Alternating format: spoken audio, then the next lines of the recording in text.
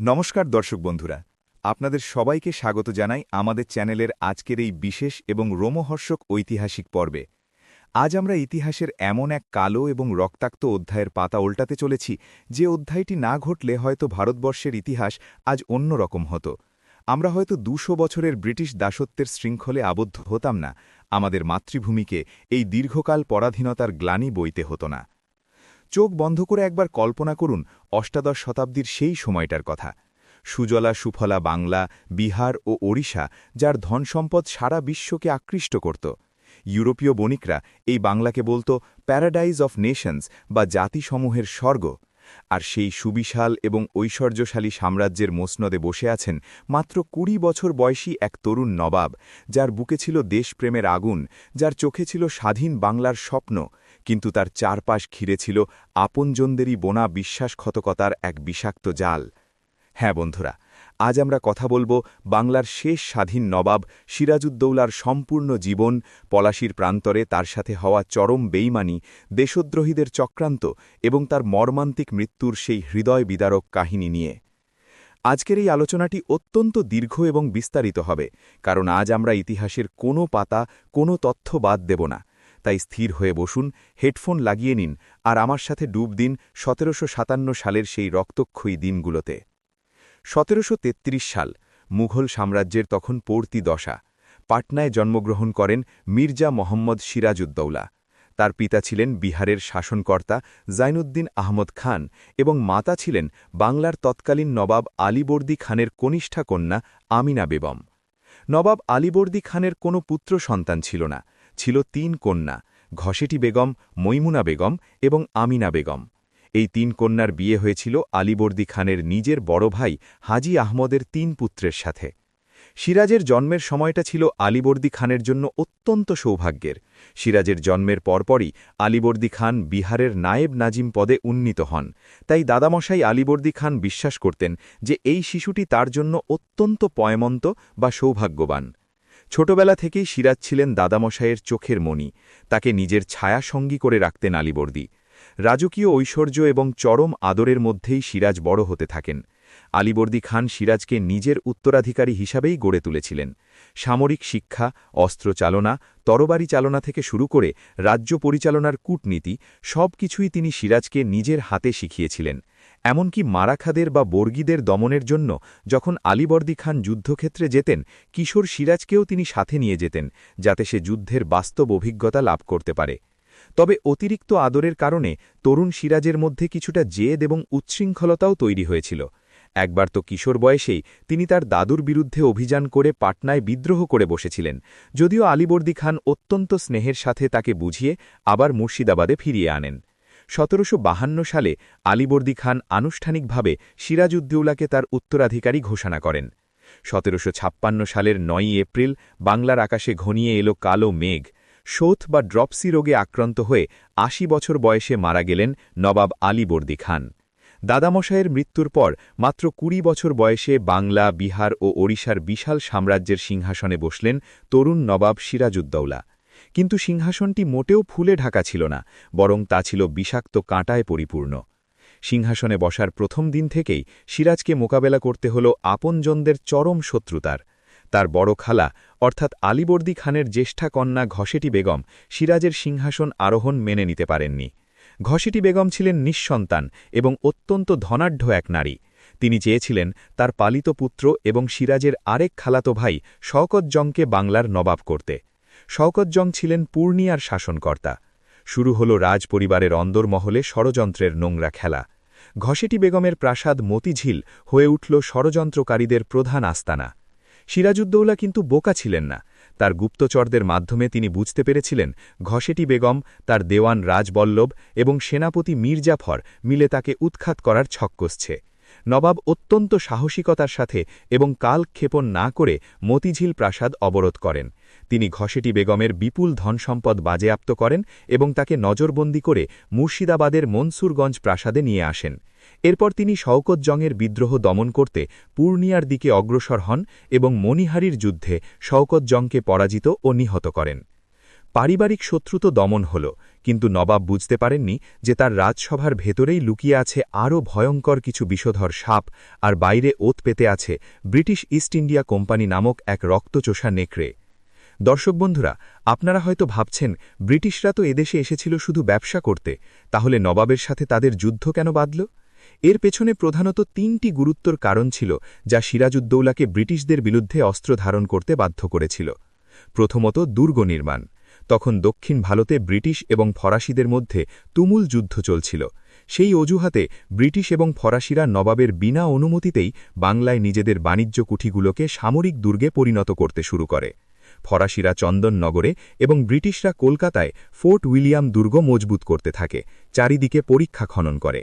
বাংলার নবাবের বুকে বসে বিদেশি বণিকদের এই সামরিক আস্ফালন ছিল স্বাধীন বাংলার সার্বভৌমত্বের ওপর চরম আঘাত। নবাব আদেশ দিলেন অবিলম্বে দুর্গ নির্মাণ বন্ধ করতে।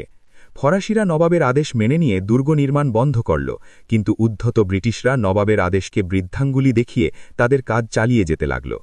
দ্বিতীয়ত, দস্তকের অপব্যবহার। মুঘল সম্রাট ফারুক শিয়ার ১৭১৭ সালে ব্রিটিশ কোম্পানিকে বার্ষিক মাত্র ৩,০০০ টাকার বিনিময়ে বাংলায় বিনা শুল্কে ব্যবসা করার একটি অধিকারপত্র বা দস্তক দিয়েছিলেন। এই দস্তক ছিল শুধুমাত্র কোম্পানির নিজস্ব ব্যবসার জন্য, কিন্তু কোম্পানির কর্মচারীরা অত্যন্ত দুর্নীতিগ্রস্ত হয়ে পড়ে। তারা কোম্পানির ব্যবসার পাশাপাশি নিজেদের প্রীতিগত ব্যবসাতেও এই দস্তক ব্যবহার করতে শুরু করে, এমনকি দেশীয় বণিকদের কাছে টাকার বিনিময়ে এই দস্তক বিক্রি করতে শুরু করে। এর ফলে বাংলার দেশীয় বণিকরা ধ্বংসের মুখে পতিত হয় এবং বাংলার রাজকোষ বিশাল রাজস্ব থেকে বঞ্চিত হতে থাকে। সিরাজের তীব্র প্রতিবাদ করেন এবং এই বেআইনি কাজ বন্ধ করার নির্দেশ দেন, যা ইংরেজরা মানতে অস্বীকার করে। তৃতীয়ত এবং সবচেয়ে গুরুত্বপূর্ণ কারণটি ছিল কৃষ্ণদাসকে কলকাতায় আশ্রয় দেওয়া। ঘসেটি বেগমের প্রধান সহযোগী এবং ঢাকার দেওয়ান রাজবল্লভের পুত্র ছিল কৃষ্ণদাস। নবাব যখন মতিঝিল আক্রমণ করার প্রস্তুতি নিচ্ছিলেন, তখন রাজবল্লভ তার পুত্র কৃষ্ণদাসকে প্রচুর ধন সম্পদ, রাজকোষের হিসাবপত্র এবং পরিবারের সদস্যদের দিয়ে গোপনে কলকাতায় ব্রিটিশদের কাছে পাঠিয়ে দেয়। ব্রিটিশ গভর্নর রজার ড্রেক তাদের সাদরে ফোর্ট উইলিয়াম দুর্গে আশ্রয় দেন। সিরাজ নবাব তার দূত নারায়ণ সিংহকে কলকাতায় পাঠান কৃষ্ণদাসকে সমর্পণ করার নির্দেশ দিয়ে, কিন্তু গভর্নর ড্রেক নবাবের দূতকে গুপ্তচর অপবাদ দিয়ে চরম অপমান করে ঘাড় ধাক্কা দিয়ে তাড়িয়ে দেন। একজন স্বাধীন এবং আত্মমর্যাদা সম্পন্ন নবাবের পক্ষে এত বড় অপমান সহ্য করা অসম্ভব ছিল। সিরাজউদ্দৌলা ক্ষোভে ফেটে পড়লেন। তিনি বুঝলেন, এই ঔদ্ধত্যের এখনই জবাব না দিলে এই বিদেশি বণিকরা একদিন বাংলার মালিক হয়ে বসবে। ১৭৫৬ সালের জুন মাস, নবাব সিরাজউদ্দৌলা প্রায় ৫০,০০০ সৈন্য নিয়ে প্রচণ্ড বেগে কলকাতার দিকে অগ্রসর হলেন। পথিমধ্যে তিনি কাশিমবাজারের ইংরেজ কুঠি দখল করে নিলেন। এরপর তিনি কলকাতায় আক্রমণ করলেন। ব্রিটিশরা নবাবের এই বিশাল বাহিনীর সামনে টিকতে পারল না। তাদের দম্ভ চূর্ণ হয়ে গেল। গভর্নর ড্রেক এবং অনেক পদস্থ ইংরেজ কর্মকর্তা অত্যন্ত কাপুরুষের মতো দুর্গ, নারী, শিশু এবং সাধারণ সৈন্যদের ফেলে রেখে রাতের অন্ধকারে জাহাজে করে ফলতা নামক স্থানে পালিয়ে গেল। যারা দুর্গে রয়ে গেল, তারা হলওয়েলের নেতৃত্বে কিছুদিন প্রতিরোধের চেষ্টা করে আত্মসমর্পণ করতে বাধ্য হল। ২০ জুন নবাব কলকাতা দখল করলেন। বাংলার মাটিতে আবার উড়ল স্বাধীন নবাবের নিশান। তিনি তার দাদামশাইয়ের নামানুসারে কলকাতার নাম পরিবর্তন করে রাখলেন আলীনগর। এখানে একটি ঘটনার কথা বিস্তারিত না বললেই নয়, যাকে ব্রিটিশ ইতিহাসবিদরা অন্ধকূপ হত্যা বা ব্ল্যাক হোল ট্র্যাজেডি বলে শতাব্দীর পর শতাব্দী ধরে প্রচার করে আসছে। ইংরেজ কর্মকর্তা হলওয়েল, যিনি নিজে একজন বন্দী ছিলেন, তিনি প্রচার করেন যে কলকাতা দখলের রাতে নবাব ১৪৬ জন ইংরেজ বন্দীকে ১৮ ফুট লম্বা এবং ১৪ ফুট চওড়া একটি ছোট্ট অন্ধকার ঘরে আটকে রেখেছিলেন। জুন মাসের প্রচণ্ড গরমে শ্বাসরুদ্ধ হয়ে এবং একে অপরের পায়ের তলায় চাপা পড়ে রাতারাতি ১২৩ জন ইংরেজ নাকি মারা যায়।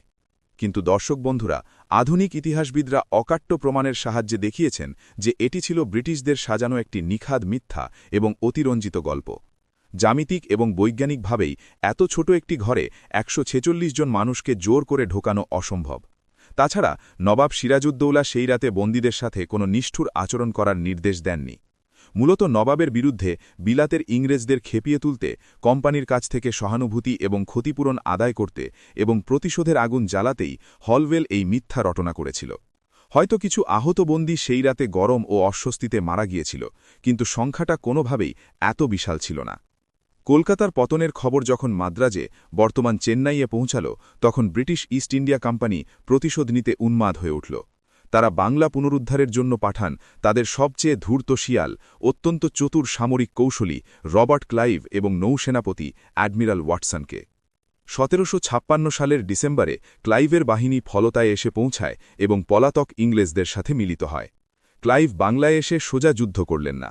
তিনি ছিলেন অত্যন্ত ধূর্ত একজন মানুষ। তিনি বুঝলেন সিরাজের বিশাল বাহিনীর সাথে সরাসরি যুদ্ধে জেতা সম্ভব নয়, তাই তিনি বেছে নিলেন কূটনীতির পথ, ঘুষ এবং ষড়যন্ত্রের পথ। ক্লাইভ বিপুল পরিমাণ অর্থ ছড়িয়ে নবাবের দরবারের লোভী আমির উমরাহ এবং সেনাপতিদের কিনে নিতে শুরু করলেন। 1757 সালের জানুয়ারিতে ক্লাইভ অতর্কিতে আক্রমণ করে কলকাতা পুনরুদ্ধার করেন। এরপর তিনি নবাবের হুগলি বন্দর আক্রমণ করে জ্বালিয়ে দেন। সিরাজ আবার কলকাতা আক্রমণ করতে অগ্রসর হন। কিন্তু এই সময় নবাব একটি মারাত্মক খবর পান। উত্তর পশ্চিম দিক থেকে আফগান দস্যু আহমদ শাহ আবদালি দিল্লি দখল করে বাংলার দিকে অগ্রসর হচ্ছেন। সিরাজ প্রমাদ গুনলেন।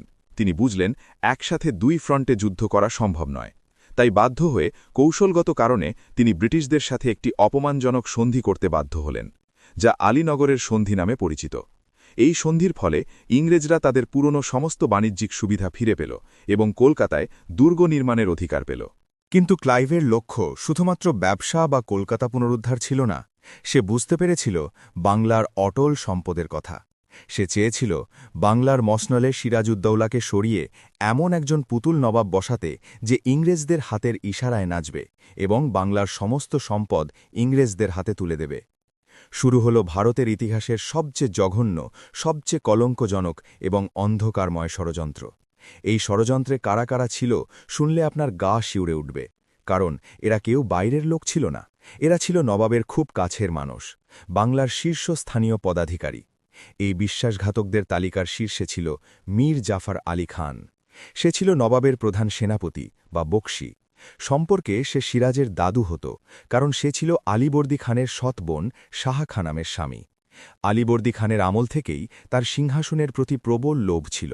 সিরাজ নবাব হওয়ার পর মীর জাফরের বিশ্বাসঘাতকতার গন্ধ পেয়ে তাকে প্রধান সেনাপতির পদ থেকে সরিয়ে মীর মদনকে সেই দায়িত্ব দিয়েছিলেন। সিংহাসনের লোভে অন্ধ হয়ে এবং অপমানের প্রতিশোধ নিতে মীর জাফর দেশের স্বাধীনতা বিদেশিদের কাছে বিকিয়ে দিতে রাজি হল। দ্বিতীয় ব্যক্তি ছিল জগৎ শেঠ, তৎকালীন বাংলার এবং সমগ্র ভারতবর্ষের সবচেয়ে ধনী ব্যাংকার বা মহাজন। তার আসল নাম ছিল ফতেহ চাঁদ। দিল্লির মুঘল সম্রাট তাকে জগৎ শেঠ বা জগতের ব্যাংকার উপাধি দিয়েছিলেন। তার অর্থ ছাড়া বাংলায় পাতা নড়ত না। ব্রিটিশ ইস্ট ইন্ডিয়া কোম্পানির বাণিজ্যের সাথে তার বিশাল অর্থনৈতিক স্বার্থ জড়িত ছিল। সিরাজের স্বাধীন চেতা মনোভাব তার ব্যবসার জন্য ক্ষতিকর ছিল এবং নবাব একবার তাকে প্রকাশ্য দরবারে অপমানও করেছিলেন। সেই ক্ষোভে সে ইংরেজদের সাথে হাত মেলায়। তৃতীয় ব্যক্তি ছিল উমিচাঁদ, একজন চরম লোভী শিখ ব্যবসায়ী যে কলকাতায় বসবাস করত। সে ছিল এই ষড়যন্ত্রের প্রধান দালাল বা ষড়যন্ত্রকারী। সে নবাবের দরবার এবং ক্লাইভের মধ্যে যোগাযোগের কাজ করত প্রচুর অর্থের বিনিময়ে।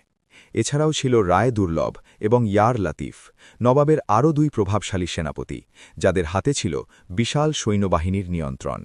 আর ছিল ঘসেটি বেগম, নবাবের নিজের খালা, যিনি পেছন থেকে এই বিশাল ষড়যন্ত্রে জলের মতো অর্থের যোগান দিয়েছিলেন।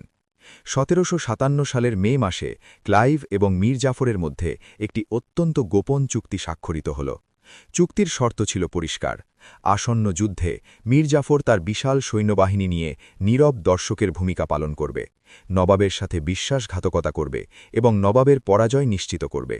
এর বিনিময়ে যুদ্ধ জয়ের পর ইংরেজরা সিরাজকে সরিয়ে মীর জাফরকে বাংলার নবাব হিসেবে সিংহাসনে বসাবে, আর মীর জাফর বাংলার রাজকোষ থেকে কোটি কোটি টাকা এবং অবাধ বাণিজ্যের অধিকার ইংরেজদের হাতে তুলে দেবে।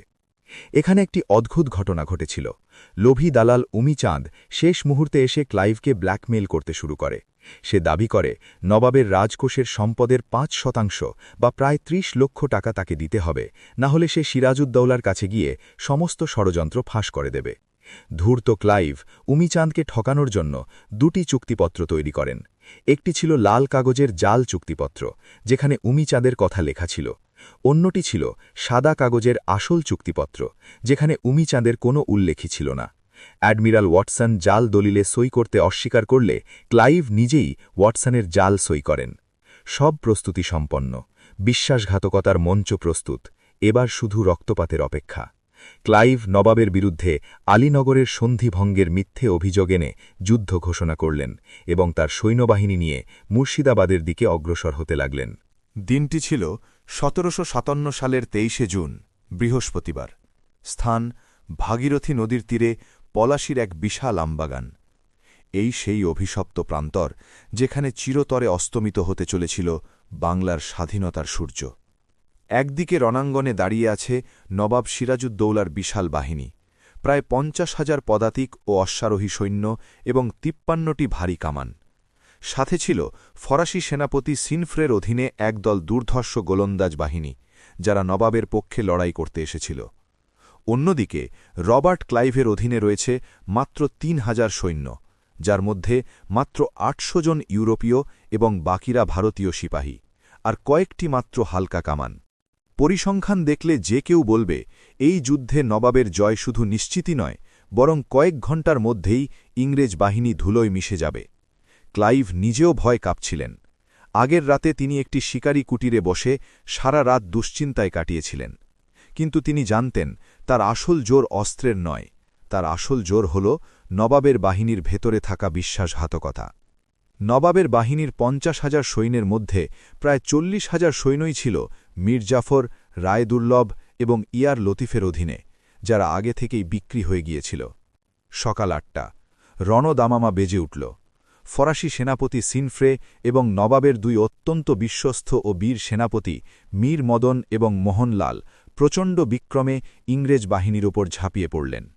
তাদের কামানের গোলায় এবং অশ্বারোহী বাহিনীর তাণ্ডবে ব্রিটিশ বাহিনী ছত্রভঙ্গ হতে শুরু করল। ইংরেজদের লাইন ভেঙে যেতে লাগল। ক্লাইভ তার সৈন্য নিয়ে পিছু হটে পেছনের আমবাগানে এবং মাটির দেয়ালের আড়ালে আশ্রয় নিতে বাধ্য হলেন। নবাবের এই দুই বীর সেনাপতির আক্রমণে ব্রিটিশদের পরাজয় ছিল চোখের সামনে। দুপুর পর্যন্ত নবাব বাহিনী সম্পূর্ণ সুবিধাজনক অবস্থায় ছিল, কিন্তু ঠিক তখনই প্রকৃতি যেন বিশ্বাসঘাতকতার পক্ষে চলে গেল। বেলা ২টোর দিকে আকাশ কালো করে মেঘ এলো এবং হঠাৎ মুষলধারে বৃষ্টি শুরু হল। নবাবের সেনাপতিদের এই হঠাৎ বৃষ্টির জন্য কোনো পূর্ব প্রস্তুতি ছিল না। ত্রিপল বা আচ্ছাদনের অভাবে বৃষ্টির জলে নবাবের বাহিনীর কামানের বারুদ ভিজে সম্পূর্ণ নষ্ট হয়ে গেল। কিন্তু ধূর্ত ব্রিটিশরা আগে থেকেই পর্যাপ্ত ত্রিপল নিয়ে এসেছিল এবং বৃষ্টি শুরু হওয়া মাত্রই তারা তাদের বারুদ ঢেকে রেখেছিল। আধ ঘণ্টা পর বৃষ্টি থামল। নবাবের সবচেয়ে বিশ্বস্ত সেনাপতি মীর মদন ভাবলেন, নবাবের কামানের বারুদ যেমন ভিজে গেছে, ইংরেজদেরও নিশ্চয়ই বারুদ ভিজে নষ্ট হয়ে গেছে। এই ভেবে তিনি ইংরেজদের চূড়ান্ত আঘাত হানার জন্য তার অশ্বারোহী বাহিনী নিয়ে প্রবল বেগে ব্রিটিশদের ক্যাম্পের দিকে ধেয়ে গেলেন। কিন্তু তখনই ঘটে গেল সেই চরম ট্র্যাজেডি। ইংরেজদের শুকনো বারুদ থেকে ছোড়া একটি কামানের গোলা এসে সরাসরি আঘাত করল মীর মদনের ডান পায়ে। তিনি ঘোড়া থেকে ছিটকে পড়লেন। মারাত্মকভাবে আহত মীর মদনকে ধরাধরি করে নবাবের তাঁবুতে নিয়ে আসা হল। রক্তে ভেসে যাচ্ছে মাটি।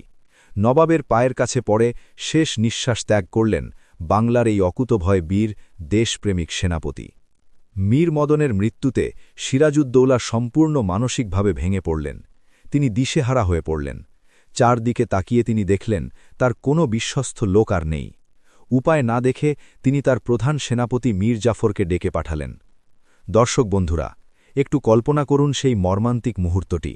একজন নবাব, একটি স্বাধীন দেশের অধিপতি, নিজের মাথার সম্মানজনক পাগড়ি খুলে মীর জাফরের পায়ের কাছে রেখে অত্যন্ত করুণ স্বরে বললেন, মীর জাফর, আমার সমস্ত অপরাধ ক্ষমা করে দাও। আজ বাংলার ইজ্জাত তোমার হাতে। কোরআন ছুঁয়ে শপথ করো তুমি বাংলাকে বিদেশীদের হাত থেকে রক্ষা করবে। মীর জাফর পবিত্র কোরআন ছুঁয়ে নবাবকে রক্ষার শপথ নিল ঠিকই, কিন্তু তার অন্তরে ছিল বিষাক্ত বিশ্বাসঘাতকতার নীল নকশা। সে নবাবকে মিথ্যে আশ্বাস দিয়ে পরামর্শ দিল, জাহাপনা, আজকের মতো যুদ্ধ থামিয়ে দিন, সেনাবাহিনীকে বিশ্রামে পাঠান। ইংরেজরা এখন সুরক্ষিত স্থানে আছে। কাল সকালে আমরা নতুন উদ্যমে চারদিক থেকে আক্রমণ করে ওদের শেষ করে দেব। এদিকে রণাঙ্গনে বীর মোহনলাল এবং ফরাসি সেনাপতি সিনফ্রে তখনও প্রবল বিক্রমে যুদ্ধ চালিয়ে যাচ্ছেন। তাদের আক্রমণে ইংরেজরা প্রায় পিছু হটতে শুরু করেছে। এমন সময় নবাবের কাছ থেকে মোহনলালের কাছে নির্দেশ গেল, যুদ্ধ থামাও, ব্যূহ ভেঙে ফিরে এসো। মোহনলাল বুঝতে পারলেন এটা চরম ভুল এবং আত্মঘাতী সিদ্ধান্ত। তিনি নবাবকে বার্তা পাঠালেন, এই মুহূর্তে যুদ্ধ থামানো বা পিছু হটার অর্থ নিশ্চিত পরাজয়। সৈন্যরা একবার পিছু হটলে তাদের মধ্যে বিশৃঙ্খলা দেখা দেবে। কিন্তু মীর জাফরের কথায় অন্ধ ও বিভ্রান্ত নবাব বারবার মোহনলালকে ফিরে আসার কঠোর নির্দেশ দিতে লাগলেন। নবাবের আদেশে মোহনলাল যখন অত্যন্ত ভারাক্রান্ত হৃদয়ে তার সৈন্য নিয়ে পিছু হটতে শুরু করলেন, ঠিক তখনই ঘটল আসল ঘটনা। মীর জাফর দ্রুত গুপ্তচর মারফত ক্লাইভকে খবর পাঠিয়ে দিল আক্রমণ করার জন্য। মোহনলালের পিছু হটার কারণে নবাবের বিশাল বাহিনীর মধ্যে এক চরম বিশৃঙ্খলা তৈরি হল। সৈন্যরা ভাবল তারা হয়তো যুদ্ধে হেরে যাচ্ছে। এই সুযোগে ক্লাইভের বাহিনী তাদের সুরক্ষিত স্থান থেকে বেরিয়ে এসে অতর্কিতে নবাবের বিশৃঙ্খল বাহিনীর উপর প্রচণ্ড আক্রমণ চালাল। আর ঠিক সেই মুহূর্তে মীর জাফর, রায়দুর্লভ এবং ইয়ার লতিফ, এই ৩ বিশ্বাসঘাতক তাদের অধীনে থাকা প্রায় ৪০,০০০ সৈন্য নিয়ে পাথরের মূর্তির মতো দাঁড়িয়ে রইল। তারা নবাবকে সাহায্য করার জন্য এক পাও নড়ল না। তাদের সৈন্যরা শুধু অস্ত্র হাতে তামাশা দেখতে লাগল। সিরাজউদ্দৌলা হতবাক হয়ে দেখলেন তার নিজের বিশাল বাহিনী তার চোখের সামনে দাঁড়িয়ে আছে, অথচ কেউ যুদ্ধ করছে না। চারদিকে তখন ইংরেজদের কামানের গোলা, ধোঁয়া আর লাশের স্তূপ। নবাব বুঝতে পারলেন তিনি পরাজিত হয়েছেন, তলোয়ার বা বীরত্বের কাছে নয়, তিনি পরাজিত হয়েছেন আপনজনদের চরম বিশ্বাসঘাতকতার কাছে। বিকেল ৫টা, যুদ্ধ শেষ। প্রাণ বাঁচাতে এবং মুর্শিদাবাদে ফিরে নতুন করে সৈন্য সংগ্রহ করে প্রতিরোধ গড়ার আশায় সিরাজউদ্দৌলা তার দ্রুতগামী উট লুৎফাতে চড়ে পলাশীর প্রান্তর ছেড়ে রাজধানী মুর্শিদাবাদের দিকে রওনা হলেন। পলাশীর আমবাগানে চিরতরে অস্তমিত হল বাংলার স্বাধীনতার সূর্য। শুরু হল ২০০ বছরের পরাধীনতার অন্ধকার রাত। পরের দিন ২৪শে জুন সকালে সিরাজউদ্দৌলা মুর্শিদাবাদে পৌঁছলেন। তিনি কোষাগার খুলে সৈন্যদের অর্থ দিয়ে নতুন করে যুদ্ধে উৎসাহিত করার চেষ্টা করলেন, কিন্তু কোষাগার প্রায় শূন্য ছিল। তার নিজস্ব রক্ষীরাও তাকে ছেড়ে পালাতে শুরু করল। সিরাজ দেখলেন কেউ তার সাথে নেই, সবাই তাকে একা ফেলে পালিয়েছে। উপায় না দেখে ২৪শে জিন গভীর রাতে নবাব সিরাজউদ্দৌলা তার স্ত্রী লুৎফুন্নেসা, শিশুকন্যা উম্মে জোহারা এবং একজন বিশ্বস্ত পরিচারককে নিয়ে ছদ্মবেশে একটি ছোট নৌকায় চড়ে পাটনার উদ্দেশ্যে রওনা হলেন। তার আশা ছিল ফরাসি সেনাপতি জা লয়ের সাথে মিলিত হয়ে নতুন করে সৈন্য গঠন করে তিনি ইংরেজদের আক্রমণ করবে। কিন্তু নিয়তি তার জন্য অন্য কিছুই লিখে রেখেছিল। টানা কয়েকদিন নৌকায় চলার পর বর্ষার ভরা নদী এবং প্রতিকূল আবহাওয়ার কারণে তাদের অগ্রগতি ধীর হয়ে যায়। খাবার ফুরিয়ে আসে। একটানা না খেয়ে থাকার পর ভগবান গোলা হয়ে রাজমহলের কাছে একটি জায়গায় নবাবের নৌকা এসে পৌঁছায়। খাদ্যের সন্ধানে নবাব একটি ঘাটে নামেন। সেখানে দানা শাহ নামের এক ফকিরের ডেরায় তারা আশ্রয় নেন এবং কিছু খাবার চান। এই দানা শাহ ফকিরের একটি পেছনের গল্প আছে। এই ফকিরকে একবার কোনো এক অসামাজিক অপরাধের কারণে নবাব সিরাজউদ্দৌলা শাস্তি দিয়েছিলেন। প্রবাদ আছে নবাব তার নাক ও কান কেটে দেওয়ার আদেশ দিয়েছিলেন। দানা শাহ নবাবের সেই অপূর্ব সুন্দর রাজকীয় চেহারা এবং তার পায়ের দামি মখমলের জুতো দেখে চিনে ফেলে। সে বুঝতে পারে এই সেই পলাতক নবাব। সে নবাবকে আতিথেয়তার বাহানায় রান্নার আয়োজন করে বসিয়ে রেখে গোপনে খবর পাঠিয়ে দেয় মীর জাফরের ভাই মীর দাউদ এবং জামাতা মীর কাসিমের কাছে, যারা ওই এলাকায় নবাবকে খুঁজছিল। কিছুক্ষণের মধ্যেই মীর দাউদের সৈন্য এসে ফকিরের ডেরা ৪ দিক থেকে ঘিরে ফেলে। যে নবাবের ইশারায় একসময় বাংলা বাঘে গরুতে এক ঘাটে জল খেত, সেই নবাব সিরাজউদ্দৌলাকে সাধারণ একজন চোর ডাকাতের মতো শিকল পরিয়ে বন্দী করা হল। তার স্ত্রী ও শিশুকন্যাকেও বন্দী করা হল। তাদের কাছ থেকে সামান্য যা কিছু রত্ন ছিল তাও কেড়ে নেওয়া হল। এরপর চরম অবমাননাকর অবস্থায় পায়ে শিকল পরিয়ে তাদের মুর্শিদাবাদে ফিরিয়ে আনা হল। ২রা জুলাই ১৭৫৭ সাল বন্দী সিরাজউদ্দৌলাকে মুর্শিদাবাদে মীর জাফরের রাজপ্রাসাদে, যা আজ নমকহারাম দেউড়ি বা জাফরগঞ্জ প্রাসাদ নামে পরিচিত, সেখানে নিয়ে আসা হল। সিরাজকে এই অবস্থায় দেখে মীর জাফরও কিছুটা বিচলিত হয়ে পড়েছিলেন। সে ঠিক করতে পারছিল না সিরাজের সাথে কি করা উচিত। কিন্তু মীর জাফরের ছেলে মিরন ছিল এক পাষণ্ড, নিষ্ঠুর এবং রক্তপিপাসু প্রকৃতির মানুষ। মিরন জানত সিরাজ বেঁচে থাকলে বাংলার সাধারণ মানুষ যে কোনো সময় বিদ্রোহ করতে পারে এবং তাদের নতুন সিংহাসন উল্টে যেতে পারে। তাই মিরন সিরাজকে অবিলম্বে হত্যা করার নির্দেশ দেয়। কিন্তু কে মারবে সিরাজকে? অনেক জল্লাদি এই কাজ করতে অস্বীকার করে, কারণ নবাবকে হত্যা করতে তাদের হাত কাঁপছিল। শেষ পর্যন্ত অর্থের লোভে এগিয়ে আসে মোহাম্মদী বেগ। দর্শক বন্ধুরা, এই মোহাম্মদী বেগ কে জানেন? শুনলে আপনাদের ঘৃণা জন্মাবে। মোহাম্মদী বেগ যখন ছোটবেলায় এতিম হয়ে রাস্তায় ঘুরছিল, তখন সিরাজের পিতামাতা তাকে কুড়িয়ে এনে সিরাজের সাথেই বড় করে তুলেছিলেন। সিরাজের পরিবারই তাকে আশ্রয়, অন্ন, বস্ত্র এবং অর্থ দিয়ে বড় করেছিল। আর সেই মোহাম্মদী বেগ আজ টাকার লোভে নিজের অন্নদাতা সিরাজকে হত্যা করতে রাজি হল। সিরাজউদ্দৌলাকে একটি ছোট অন্ধকার এবং স্যাঁতসেঁতে প্রকোষ্ঠে বন্দী করে রাখা হয়েছিল। রাতের অন্ধকারে মোহাম্মদী বেগ ধারালো অস্ত্র হাতে সেই ঘরে প্রবেশ করে। মোহাম্মদী বেগকে দেখে সিরাজ অবাক হয়ে যান। তিনি বুঝতে পারেন তার শেষ সময় উপস্থিত। সিরাজ তার কাছে প্রাণ ভিক্ষা চাননি। তিনি শুধু মোহাম্মদী বেগকে একটু সময় দিতে অনুরোধ করেছিলেন, যাতে তিনি শেষবারের মতো অজু করে 2 রাকাত নামাজ পড়তে পারেন এবং আল্লাহর কাছে নিজের কৃতকর্মের ক্ষমা চাইতে পারেন। কিন্তু পাষণ্ড মোহাম্মদী বেগ সেই সুযোগটুকুও দিল না। সে বর্বরের মতো ধারালো তলোয়ার দিয়ে সিরাজের ওপর ঝাঁপিয়ে পড়ে। সিরাজের মাথায় প্রথম কোপটি পড়তেই তিনি লুটিয়ে পড়েন। তিনি শুধু বলেছিলেন, আমার মৃত্যুতেই কি সব শেষ হবে? দেশের স্বাধীনতা কি রক্ষা পাবে?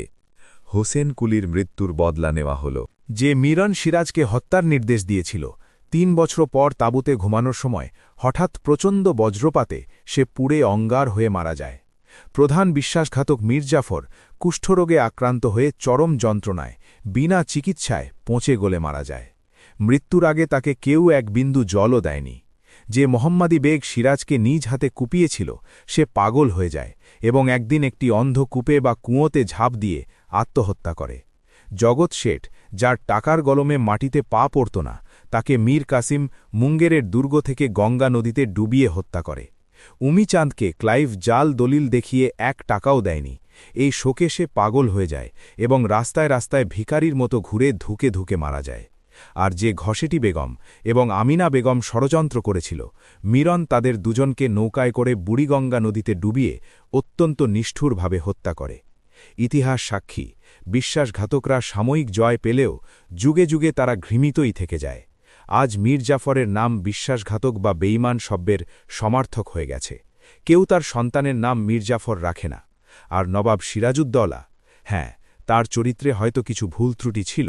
তিনি হয়তো একটু বেশি আবেগপ্রবণ ছিলেন। বয়সের কারণে তার অভিজ্ঞতার অভাব ছিল, কিন্তু তার দেশপ্রেমে নিয়ে কোনো সন্দেহ নেই। তিনি নিজের রক্ত দিয়ে প্রমাণ করে গেছেন, তিনি বাংলার সাথে, মাতৃভূমির সাথে কোনো বেইমানি করেননি। তিনি মাথা নত করেননি। আজও যখন মুর্শিদাবাদের পলাশির আমবাগানের পাশ দিয়ে কেউ যায়, হয়তো বাতাসে কান পাতলে শোনা যায় এক তরুণ নবাবের আর্তনাদ, যিনি তার দেশকে বাঁচাতে চেয়েছিলেন, যিনি দেশের মাটি বিদেশীদের হাতে তুলে দিতে চাননি, কিন্তু আপনজনদের ছুরিকাঘাতেই তাকে চির বিদায় নিতে হয়েছিল। দর্শক বন্ধুরা, সিরাজউদ্দৌলার এই দীর্ঘ এবং করুণ পরিণতি আমাদের শিক্ষা দেয় যে শত্রুর তরবারির চেয়ে আপনজনের লুকানো খঞ্জর অনেক বেশি ভয়ঙ্কর। দেশ যখন পরাধীন হয়, তখন বাইরের শত্রুর চেয়ে ভেতরের মীর জাফরদের ভূমিকাই বেশি থাকে। আজ আমাদের চারপাশেও এমন অনেক মীর জাফর লুকিয়ে আছে, যাদের চিনে নেওয়া অত্যন্ত জরুরি। আজকের এই ঐতিহাসিক এবং বিস্তারিত পর্বটি আপনাদের কেমন লাগল তা অবশ্যই কমেন্ট করে জানাবেন। যদি এই ইতিহাস আপনার হৃদয় ছুঁয়ে থাকে, তবে ভিডিওটিতে একটি লাইক দিন এবং আপনার বন্ধুদের সাথে, পরিবারের সাথে শেয়ার করুন, যাতে সবাই আমাদের এই বাংলার আসল ইতিহাস সম্পর্কে জানতে পারে। আর এমন আরও রোমহর্ষক ও অজানা ঐতিহাসিক কাহিনী বিস্তারিতভাবে শুনতে আমাদের চ্যানেলটি সাবস্ক্রাইব করে বেল আইকনে ক্লিক করতে ভুলবেন না। সবাই ভালো থাকবেন, সুস্থ থাকবেন এবং নিজের দেশের ইতিহাসকে ভালোবাসবেন। দেখা হচ্ছে আগামী পর্বে। জয় হিন্দ, নমস্কার।